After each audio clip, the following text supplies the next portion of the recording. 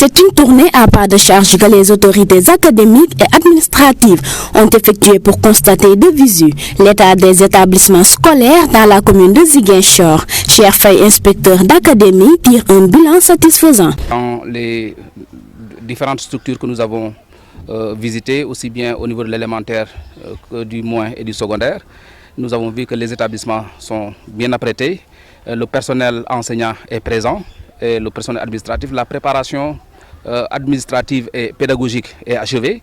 Et donc, dans beaucoup d'établissements d'ailleurs, nous avons constaté que les cours ont démarré avec certes un nombre réduit d'élèves, mais il y a quand même les élèves qui sont là. Et donc, c'est le moment de féliciter l'ensemble des acteurs de l'éducation qui sont mobilisés pour préparer la rentrée, pour créer les conditions d'un démarrage des cours à la rentrée. Des efforts considérables ont été faits pour remettre en état certains établissements de la commune. C'est vrai que dans quelques établissements qui ont été affectés par les manifestations de mai et juin, il reste des choses à faire, mais quand même on a constaté que, par exemple ici au niveau du lycée Djignabo et à l'école Atabatabar, quand même l'administration a pu remettre en l'état l'établissement.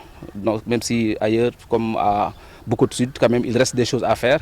Et là nous réitérons notre appel à la mobilisation des communautés, des collectivités, mais de l'ensemble des partenaires de l'éducation pour vraiment créer les conditions vraiment de déroulement normal des enseignements-apprentissages. Et dire que l'année scolaire se gagne en début d'année, au niveau du premier trimestre, il n'y a pas de temps à perdre.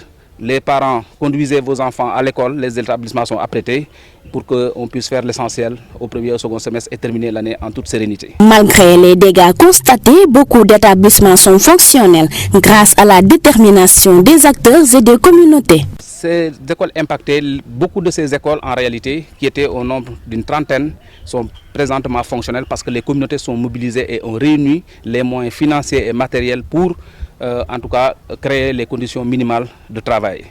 Il reste maintenant environ 6 à 7 structures critiques où la situation vraiment reste préoccupante, mais les gens sont en train de mobiliser les ressources nécessaires. En tout cas, la situation a été faite à qui de droit et les procédures sont en cours pour mobiliser les ressources nécessaires à la rénovation, reconstruction, réhabilitation de ces structures-là et surtout le rééquipement. Cette visite traditionnelle des autorités académiques et administratives a démarré au collège Sacré-Cœur en passant par le collège Atabatabar pour se terminer au lycée Djignabo.